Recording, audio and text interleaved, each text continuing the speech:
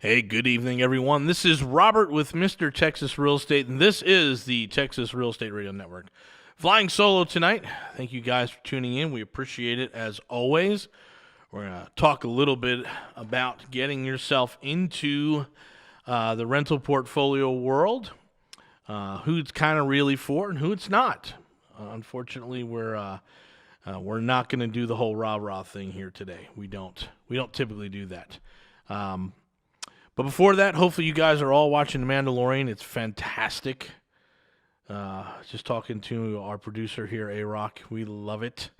Going to talk maybe a little Tesla tonight. There's some speculation that Warren Buffett is buying Tesla shares, trying to get a 5% stake in the company. That's interesting. And I know a lot of you day traders who are listening to the show have probably traded on that all day long. But anyway, let's get started. Just sort of our real estate world and what we do and what we're looking to do. Jason is my partner. He is Mr. Texas Real Estate. If you haven't heard the story how we got the name, we'll cover that another night. But we're part of Mr. Texas Real Estate. We have the Texas Real Estate Investment Center. It's on Hollister between 290 and 610. We have a number of different ancillary businesses that help us do our real estate transactions and move our products, basically houses and apartments, into long-term holds. And we are both of the mindset that the best strategy for real estate investing, based on our knowledge base and our network, the size and the folks in our network, is to be buy and hold investors. Now, we may buy and hold small single families. We may buy and hold duplexes or 3 units or 4 units. That's usually single family based on the type of loans. And then it moves into commercial, and we have 8 units and 12 units and 20 units, and we're picking up 100 and 200 something units, right? So there's all big apartments that you can buy as well. We also do Airbnb. We do stuff that is going to, and here's our strategy. And I'll start breaking this down in a second here. Our strategy is to extend the life of the product, meaning the house, the home, the apartment, the condo, extend the life of that product out to capture maximum appreciation. So, step back. You're new. You're thinking about this. It looks really complicated. It looks difficult. You are smart enough not to believe the people who are on stage pitching this, fantasy world about, retiring in a year and making $1 million in 2 days and all that nonsense, right? You're smart enough to be discerning and saying, I don't buy that, right? Or you're wise enough, right? Difference between smarts and wisdom. You're wise enough to say, hey, fool me once, right? And you've already dropped a $6,000, $9,000, $25,000 real estate education package. Hey, it's not, first of all, that package wasn't worth it, and now we've got some other things that weren't covered. So you're either smart or you're wise, and that's kind of why you're working with Jason and I, following us on Facebook, on YouTube, on our Texas Real Estate Radio Network channel on YouTube, or you're listening to us on the radio. So that's kind of where you're at. If you're not smart or wise, then trust me when I tell you that there's a way to do this stuff. We're going to get into it. There are essentially 3 ways to make money on real estate. And again, we're talking about the individual who wants to build out a rental portfolio. It's going to be cash flow, or it's going to be appreciation, or it's going to be depreciation, meaning, hey, Rob, I work for Halliburton. I have a $220,000 a year W-2, and I pay a boat ton of taxes. Well, let's make it $240,000, right? So you're in that higher tax bracket. I make $240,000 a year at Halliburton. I pay a lot in taxes. I need write-offs. Okay? So you're going to do all the Roth IRAs that you can possibly do and try and save, and you're still short. But you have capital to deploy. And people get into real estate so that they can take the depreciation. And we're going to have some folks on the radio to talk about cost segregation in the real estate world and getting your rapid depreciation tax credit, tax advance. So really it's going to be cash flow, it's going to be appreciation, or it's going to be depreciation, right? Which is a tax benefit. And so people will look at us and say, oh my God, I saw this thing in California. It was a 2.5 cap in Burbank, California for, $6 million, and it was $200,000 a door. Who would buy that? Well, the person would buy that who needs the tax breaks, right? So if you're that person, and I know a few of you guys that are that person, I mean, bravo for you. Bravo for you to hitting that maximum income level that you are now searching for depreciation, and you're going to find real estate as the answer. Most of us, however, are really looking for a little extra cash flow and some appreciation.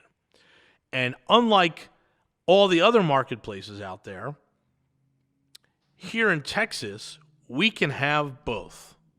We can have our cake and we can eat it too, okay?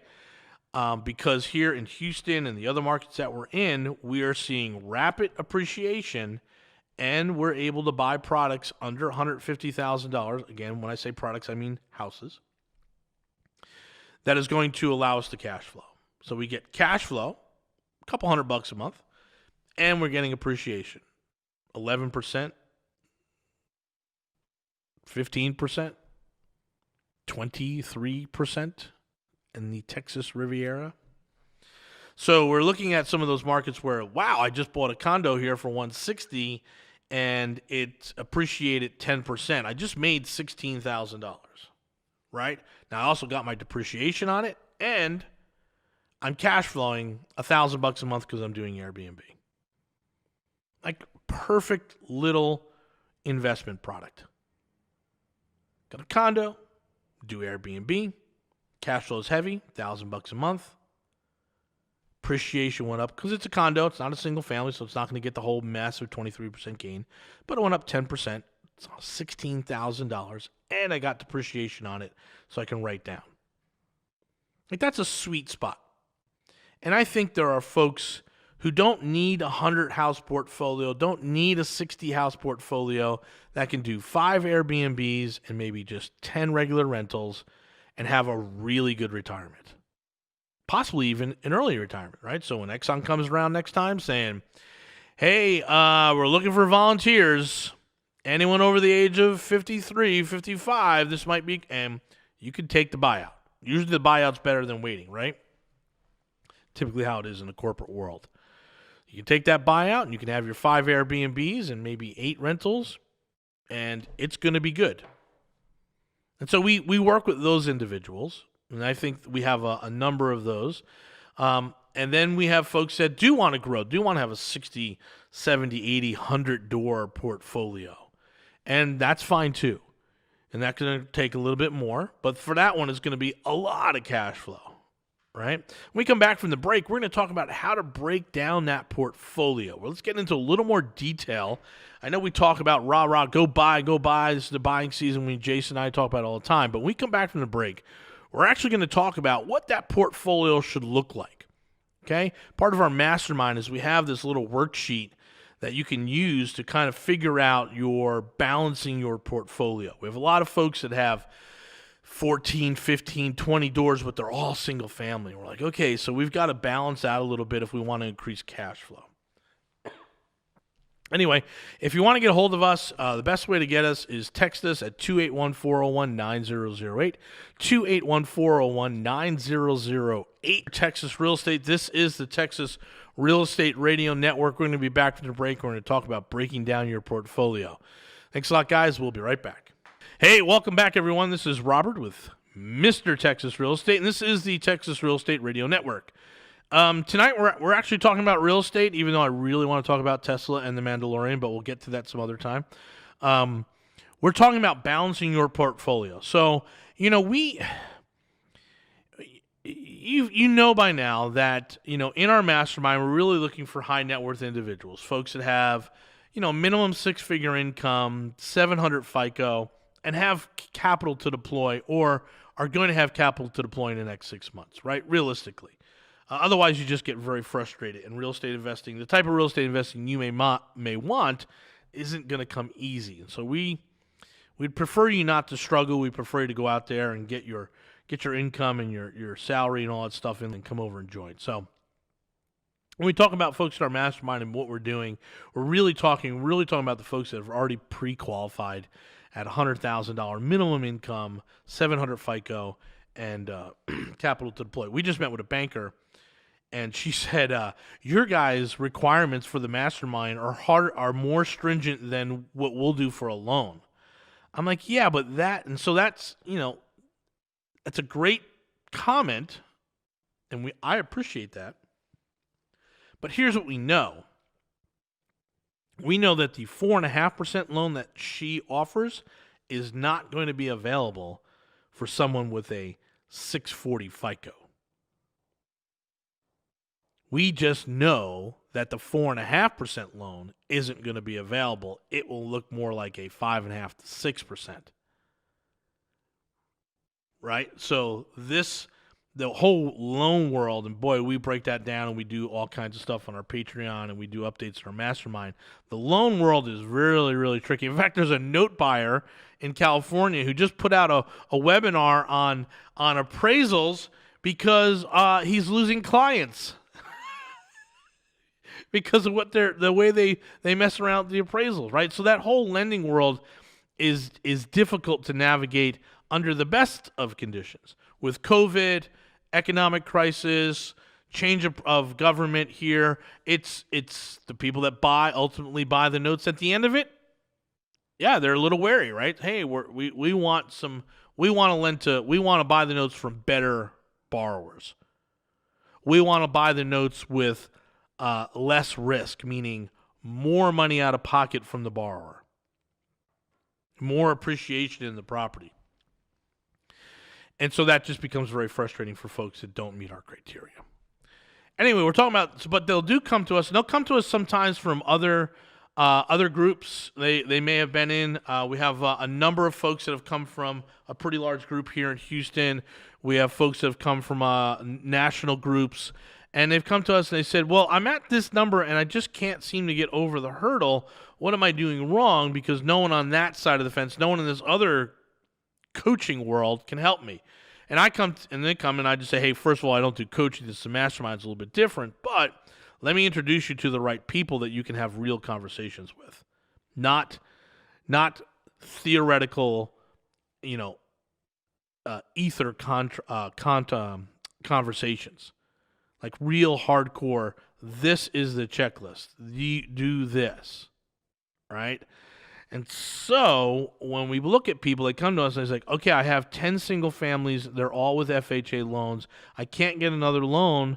How am I supposed to grow my port? How are people getting 20 houses, 40 houses? And I'm like, oh, well, they go outside of FHA. And then we have to talk to them about what the problem is the way FICO gauges you. You might be way tilted to the wrong side of the FICO scoring system. So that's a hurdle we have to come over. And then they may have, again, 10 doors, and they're like, man, I'm only making like $2,000 a month, 23, with the property manager, with the repairs, I make less than $2,000 a month. This is not what I signed up for. And then we go through that whole conversation like we just talked about in the last segment. Hey, there's three things. There's cash flow, appreciation, and depreciation. So you're not getting the cash flow, but man, you're in Houston, you're for sure getting appreciation, right? The value of these properties must have gone up at least 25% because you've owned them for 3 years. Yeah, they're worth a lot more. Whoa. Well, hold on. And this, I love this wait, why are we discounting the fact that you have a $3 million portfolio and it appreciated 25%? That's $750,000. Let's not discount that. Let's not, do a little beaker, me. Don't. It's real. Now, again, you have to do some things if you want to write a check against that, but you've appreciated. And for sure, your accountant should have took your depreciation. And if you didn't, then you got a problem. We got to get a different account, right? Got to get a different tax preparer. So you have gotten 2 of the 3. It's the third one that's a little rough for you. So what we can do is we can look at your portfolio and say, hey, it's time to reposition. Okay? This is not a foreign concept. This is, again, it's not novel. It's pretty what people do, but people forget about it. It's a challenge. They're already sort of comfortable. Well, I'll make my $25,000 a year and my $1 million over 5 years. But then don't complain about the cash flow. But if it's cash flow, then we've got to probably trade in 2 of the single families for a quad and a duplex. So you've got to trade in 2 doors to get 6 doors. Because you've held it for 3 years, there's appreciation there. We've got to put it out on the marketplace.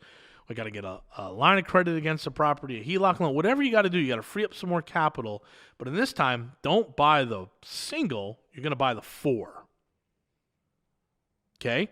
And you're going to buy the 4 with a commercial loan that don't necessarily have to be Fannie or Freddie. Now, you've already been working with property managers. You know how the whole thing works. You've got a rent system that money falls into your bank account by the 15th of every month. Everyone's good. You know how all that works. You could take that knowledge now and apply it over to a 40 unit. Maybe 2 40 units. So you've sold 2 single doors, but you've picked up 8 doors.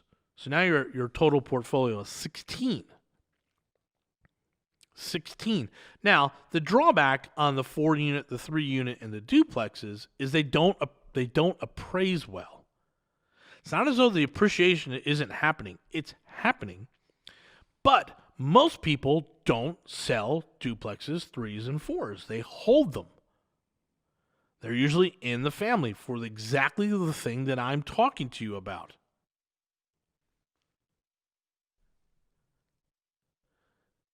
They cash flow. So, Grandpa owned a 4 unit over here, a 3 unit over there, and a 2 unit over there at 9 doors. They didn't appreciate all that well, but man, they threw off like an extra $3,500 a month for Grandpa. So they don't sell a lot, which means your appraiser has a hard time appraising them. Okay, we go through this all the time. We're buying a 3 unit. Appraiser's like, I saw an appraisal come back on a 3 unit that went back 2 years because they were trying to stay within that 1 mile, 5 mile radius, and less than a mile. 2 years because people don't sell them. So you're going to get it. It's just now it's different. So now you're going to trade maybe a little bit of that appreciation off for the cash flow. But you're going to balance it out because you're basically going to sit down with our group and our mastermind and say, this is what I want, this is what I need, and we start developing it for you. So that's just readjusting your portfolio. When we come back, we're going to talk about family and all that stuff and carrying this on.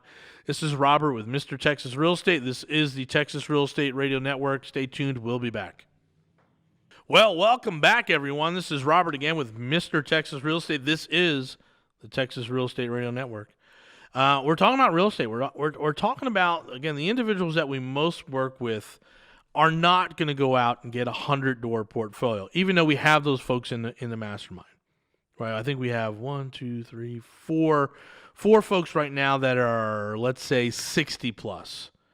But most of the folks in the mastermind, 10, 20 are going to be what they need. It's going to be manageable. I still like to think that, if you're going to semi-retirement, do some semi-retiring, then that Airbnb is a good play. You can, just 5 of them. I wouldn't go more than 5, but if you can do 5 in your neighborhood, 5 where you're going to retire, you're going to be in good shape.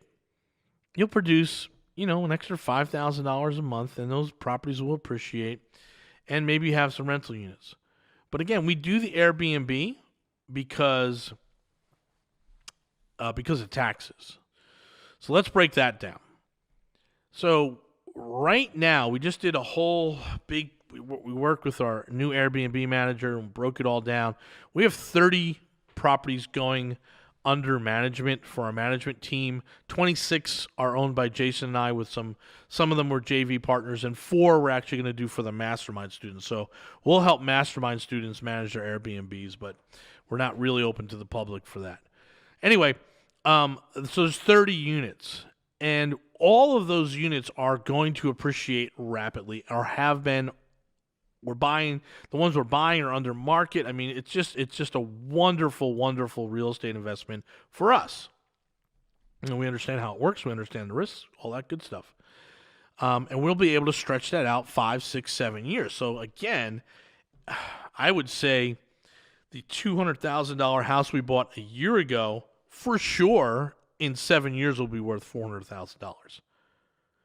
Right? And we had to put about $40,000 down. So we're going to be sitting on $250,000 in these beach houses in 5 years, and we will own 10 of them, right? So that's going to be $2.5 million of appreciation.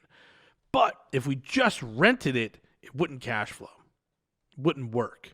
We'd be, and you're not, I know I'm on the radio, but I'm doing my air quotes, we'd be a landlord, right?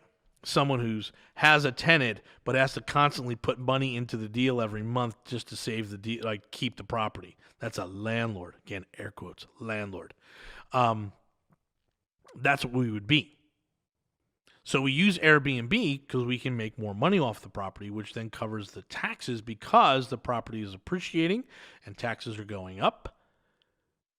And those taxes eat into the cash flow. But if we do Airbnb, then we have a wider base of income to cover the taxes and maintain the property at a pristine level. That's why we do Airbnb. It's to extend the life out of it. When you get into 3 units, 4 units, small apartments, large apartments, the appreciation is in the rent.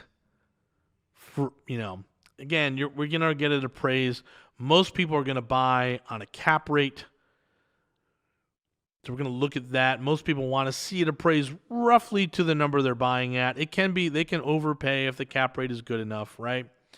And again, we're here in Texas where everything is so beautiful when it comes to buying rentals and being a landlord.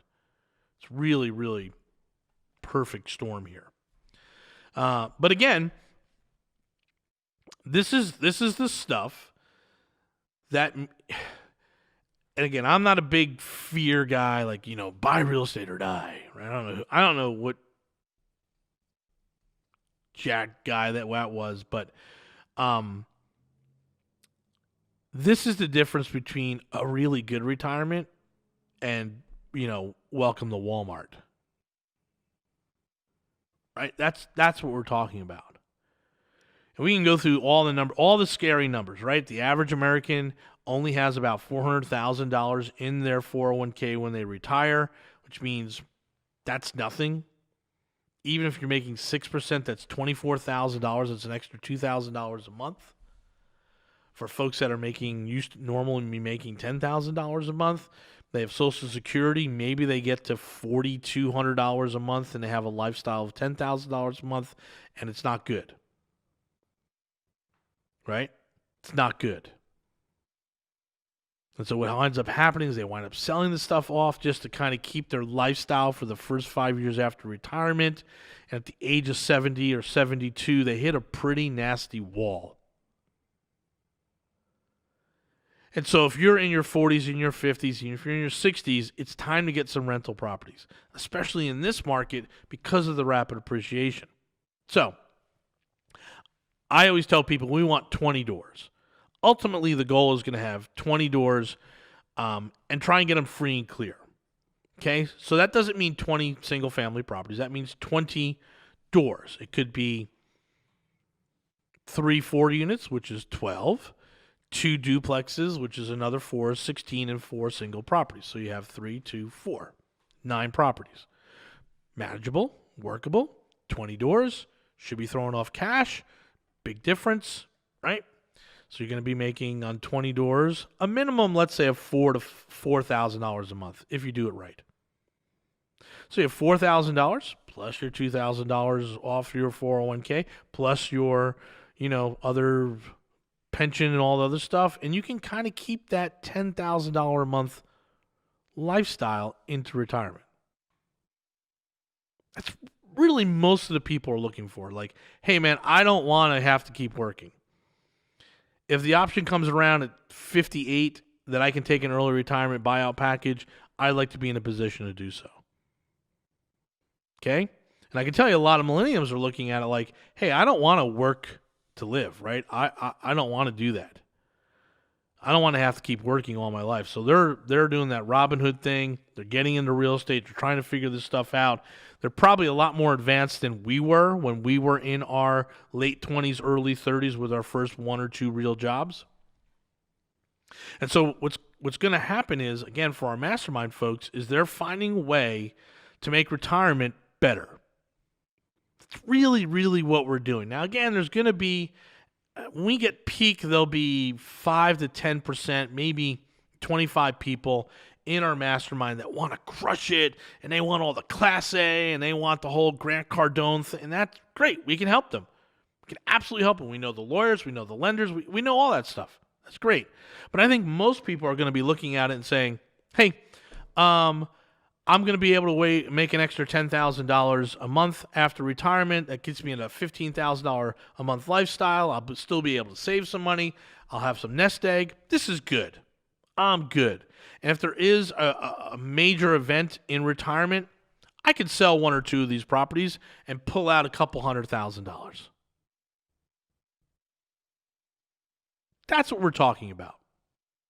That's what I think most people are going for in our mastermind. And I think that's what most of you should be looking at. The whole Lambo, Class A, high-rise, helicopter, private jet world, I don't know if that'll ever get there for me. I know Jason and Brian want to get there, but for me, I don't know. They can come pick me up in their jet. I don't care. But I'm just really happy with the fact that I'll be able to retire at 55. That's my thing.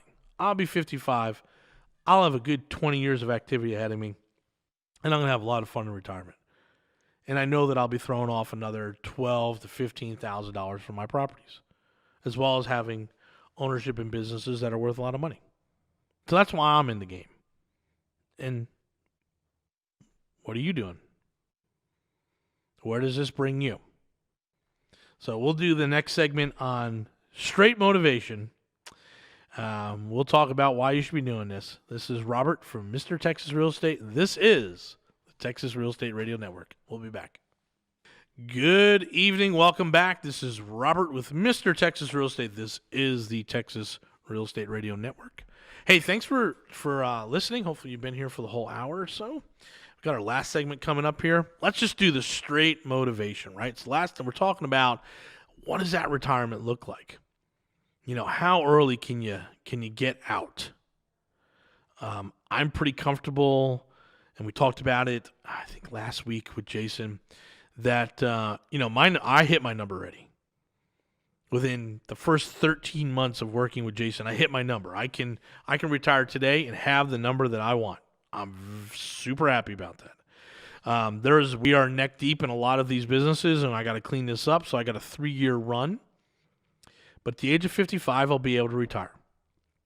I'll be able to retire with millions and millions of dollars in assets, lots of cash flow, as well as ownership in businesses that Jason, Brian, and some other folks will come along and keep rolling and growing.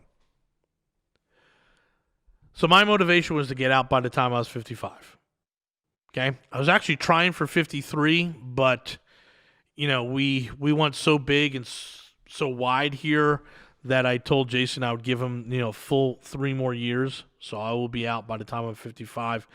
I'm looking at Christmas of 21, 22, 23. 2023. I should be done. And if I'm not, I'm either on the verge of being ultra wealthy or I screwed something up.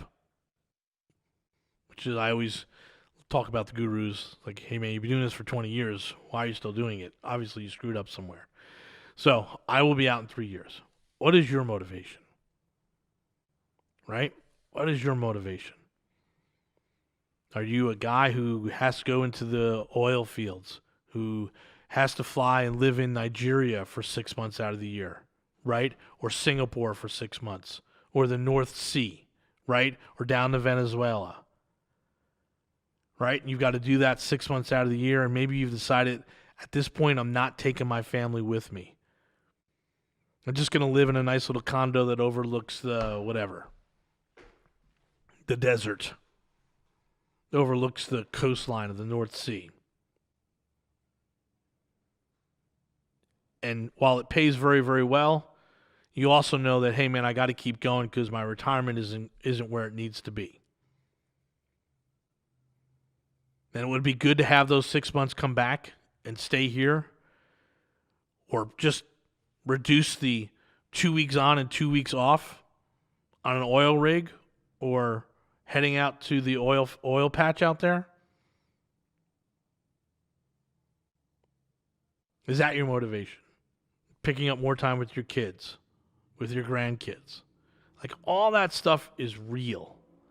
The problem is when the people sell based on that motivation, it's usually that the product isn't real. We're talking about tried and true, be a landlord, manage that portfolio, grow that portfolio to that comfort level, and then stop.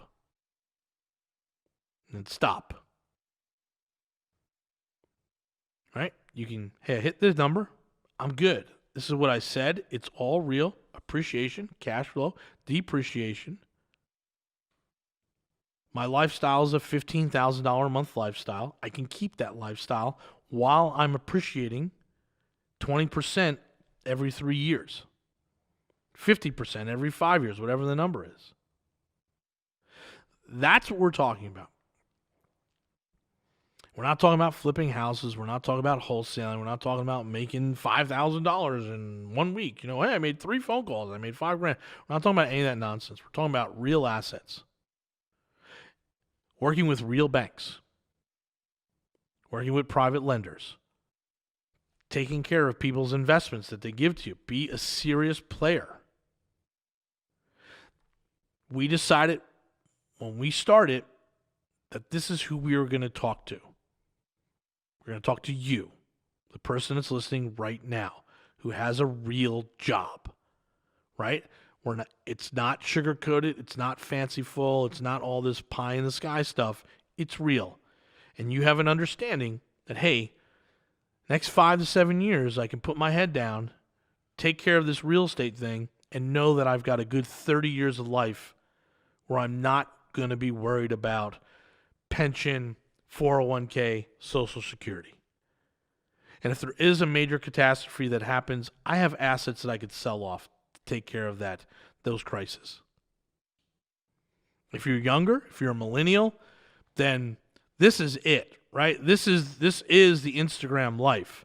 It just takes, for you as a millennial, probably 7 to 10 years. Realistically, 7 to 10. Right? Forget all the YouTubers and all that other stuff that say you can do it in 18 months. It's nonsense.